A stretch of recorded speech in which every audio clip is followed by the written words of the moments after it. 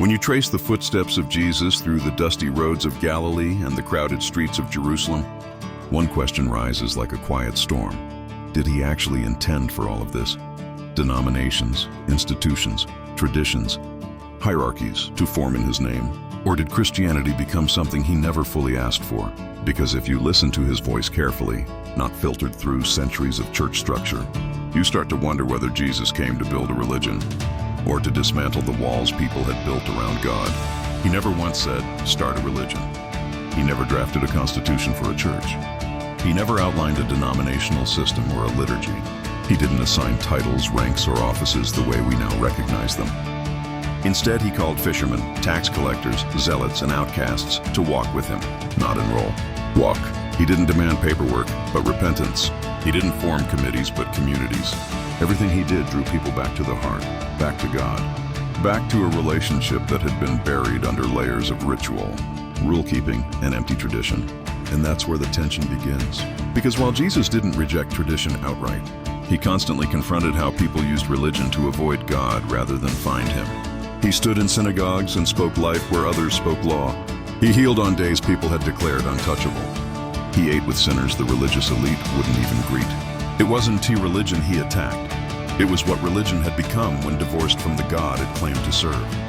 Yet despite all this, he did call people to follow him, to live by his teaching, to gather, to love one another, to break bread together, to spread the good news.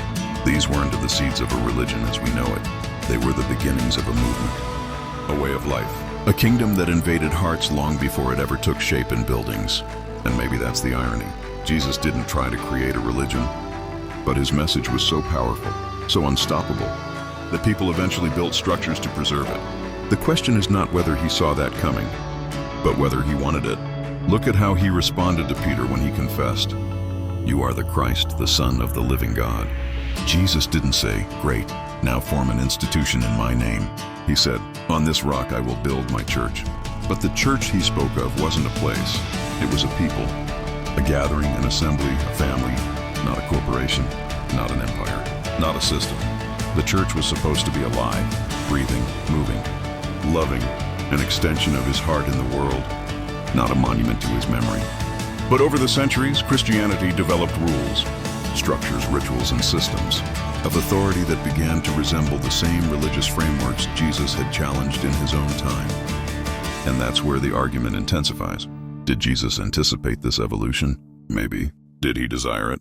That's where Christians themselves divide. Some argue the institution protects the message. Others say it hides the message behind stained glass and ceremony. But both sides feel the weight of the same truth.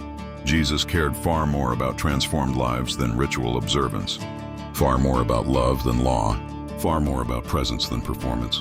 If Jesus walked into many churches today, he might celebrate the genuine worship, the acts of mercy, the community, the faith, but he might also overturn a few tables, not because of buildings or traditions themselves, but because of how easily people replace relationship with routine.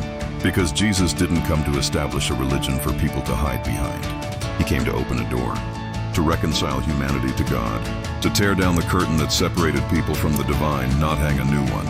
So did Jesus intend Christianity to become a religion? Perhaps not in the way we see it now. He intended followers, not fans. A family, not a system. A kingdom, not an institution. The tragedy is when Christianity forgets this.